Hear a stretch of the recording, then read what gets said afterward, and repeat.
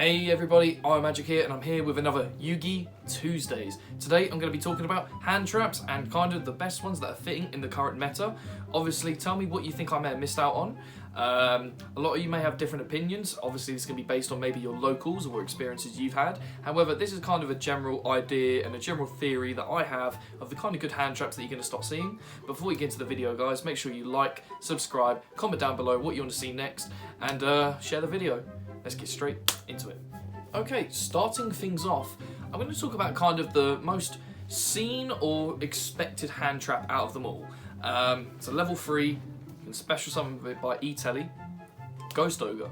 So, Ghost Ogre has started to make more of an appearance recently with the new Brave engine that's come out. So, with Ghost Ogre, not only can you special summon it with E-Telly and then have a presence on the board, worst comes to worst, because it can still be used from the board, it is a pop. It's not a negate, so I am also on the fence with this card. I can see where it is really good at, however I can see where it isn't good at. And this is kind of the theme for all the hand traps. Your obvious ones like your Ashes, your Veilers, your Imperms, I'm not obviously going to talk about them because they are the more generic sides. This is more of the new spice of what I think should be in there. But Ghost Ogre definitely is. It can counter a lot of decks. Being able to hit something like a Moi when they're going to now bring out their token, that can kind of mess up disruptions. Or hitting a Halki Fibrax, where you see a lot of the Halki Fibrax Auroradon plays. So by hitting Halki Fibrax, it does negate the effect because now there's not a link zone for it to summon to. Or hitting an Auroradon can be impactful because it won't allow you go into your Cult Wing and then continue plays like that. You know, being able to hit maybe the continuous spells in Flew Under Ease, it has got its own place as a hand trap and it is still very strong. But you can also see why it isn't a good hand trap. I will say it is a good one, however, this is very meta specific for this current circumstance. You could take it or leave it. There are decks that could easily play it and have better use out of it. A deck like Virtual World that's going to be playing the Emergency Teleport is going to have a better time with this. But yeah, it is still a very good hand trap. It has got its downfalls, but it's definitely something interesting and something you should be looking out for, especially if you're playing Brave. Going on to a hand trap that I really think is much more impactful, DD Crow.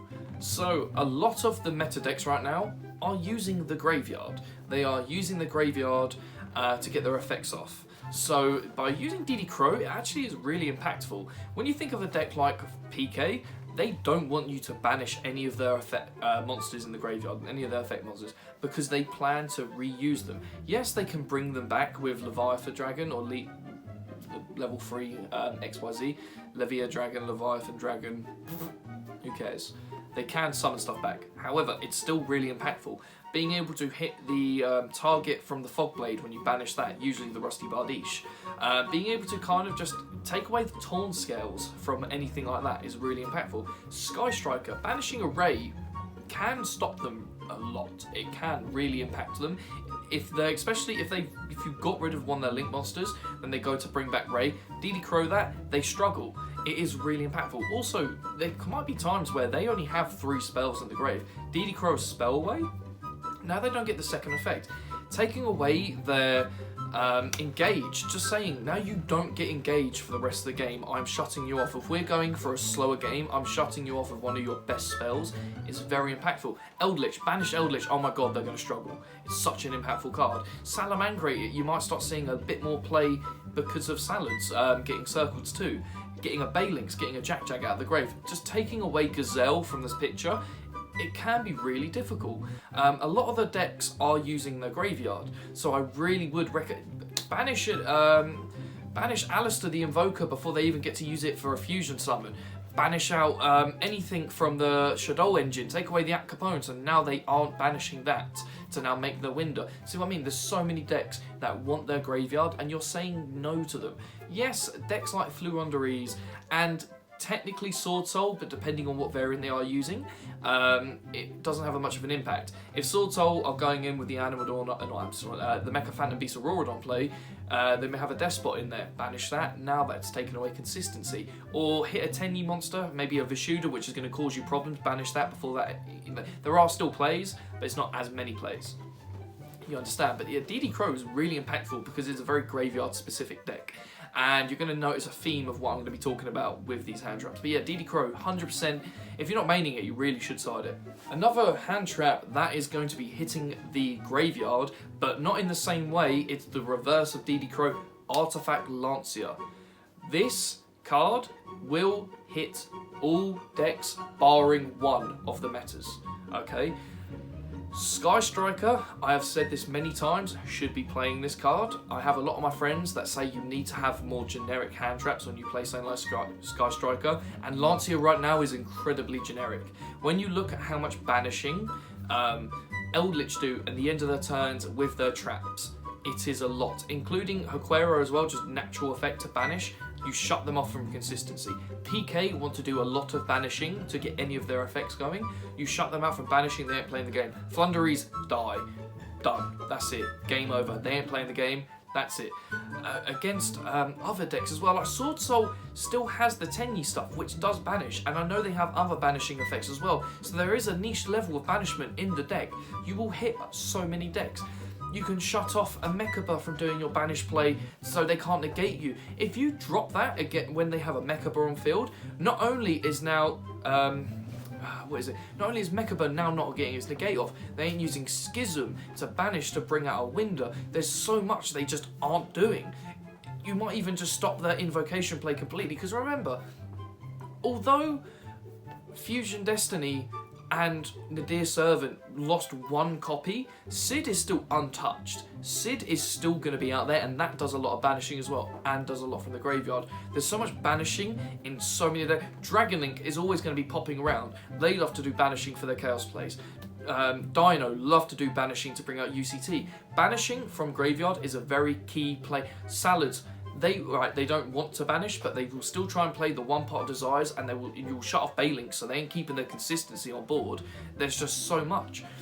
There's so many decks that will just not like it when you take away their banishment. So Artifact Lancia, I really would recommend, if you are that Salad player or that Sky Striker player at your locals, more Striker. Yes, Shark Cannon, you can't play the card, and I know you want to cry that you can't play Shark Cannon, okay? It's a quick play spell.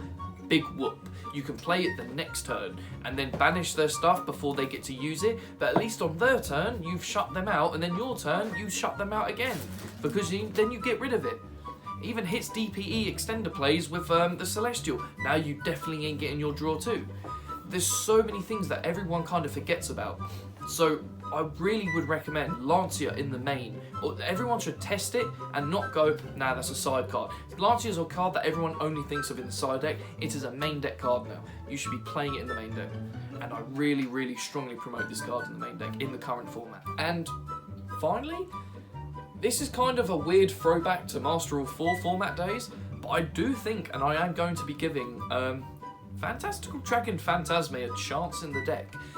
There's more Link decks lingering about now, and I do kind of think it could find its place.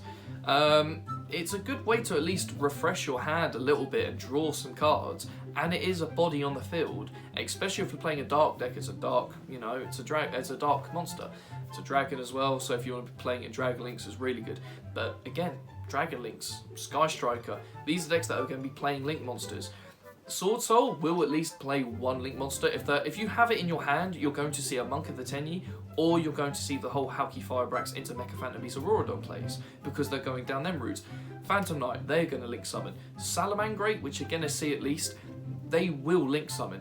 Dino, depending on the build, can sometimes Link Summon. It's not guaranteed. There might be that odd Tri-Brigade player who will still try and play the game, so they may still be lingering around. You're going to see a lot of players. Altergeist is a back row deck that could be making appearances, because back row heavy decks right now are going to do well. So Altergeist, they want to Link Summon. There's so many decks that are going to be Link Summoning. The only ones that aren't going to be is going to be Flu Under Ease and Virtual World. You could play it in Virtual World. You can't play it in Flu Under Ease, but but then also they struggle to beat over monsters, they lose to a Dragoon, they lose to a Final Sigma. Put a 2400 monster out, it's not, it's not going to be easy for them, they struggle with just beating over monsters. Add an extra just beefy boy on top, it's, they can be over it, but you've given yourself time. But yeah, Phantasme I would really recommend right now, you know, did I even mention Sky Striker? You know what I mean? They're all links. There's so many decks that are link summoning. Eldritch do even link summon. They like to sometimes get rid of one of their trap monsters by making a link spider, because then it goes to the grave, because it's counting as a normal monster. So they even sometimes link summon. All of the decks have routes to link summon and do link summon. They actually will make link monsters. So Phantasme is a good card. And I would really kind of advise players to think about it more than anything. I'd say have a look at what your locals is playing more than anything, and kind of have an idea of how many times is that player link summoning? How many times is he? How many times is she? How many times are they link summoning? You know, how many times am I going against someone who will at least make one link monster? Because if you see that Phantasm in hand, you just slap it down straight away. Unless your opponent is going to make a lot of link monsters, which they could. You know, you're going to slap that down, you're going to refresh your hand, you're going to have a good time. But yeah, that's the last card I'm going to put on this list, guys. I would really recommend having a try with Phantasme, give it a go, have a good think about it. I've had a good think about all these cards on my list. Ghost Ogre was kind of the and R card, because it has a minor hit on every deck. It's not a huge, for me, apart from Brave, but that hits the protection side of PK, which alone is really strong. Apart from Brave and maybe Flew Under Ease stopping you from having your stuff tributed so they can summon cards. Apart from that, you know, it's not high impact, it's just an impact, it's just an annoyance, a grievance really. But yeah, I would really recommend all these cards to be thought of, depending on what your deck and deck style is, to be put in the main deck as like your kind of next card. A card you may be thinking, why haven't I mentioned it? Token Collector. Token Collector's garbage. It's there to deal with, alright, Sword Soul. Sword Soul and Brave are the only two things that it can deal with. When you think Brave can be dealt with a Ghost Ogre, and Sword Soul don't have a good time against Ghost Ogre. If they're playing the Mecha Phantom Beast play, you hit the Hauki Firebrax, or you just hit a Moyi when it's summoned, because then they're left with a token and not a monster synchro. It can hold them back. Yeah, but it's one of them. Ghost Ogre's more generic. That's why I'd recommend that over the Token Collector. But yeah, Nib sucks right now. Not many decks are going to get nibbed because they can build a negate beforehand. At least good pilots are. Sword Soul, they'll make a Baron beforehand. Sid will make the Mechaba. Eldritch, Sky Striker, and Flew Under Ease do not care because they will not make 5. And Phantom Knights will lose to it if they don't have Brave, but you have to assume that you're playing PK Brave and not PK. And they have so much consistency as well that they probably won't even care if they get nibbed, they'll bring back something. But yeah, nib Garbaccio right now, rubbish, crap. Which is handy for me as a salad player, so it means less nibs. But yeah, guys, I hope you really liked the video. Comment down below what you think I missed. If there's any like really spicy hand traps that you really think I should talk about.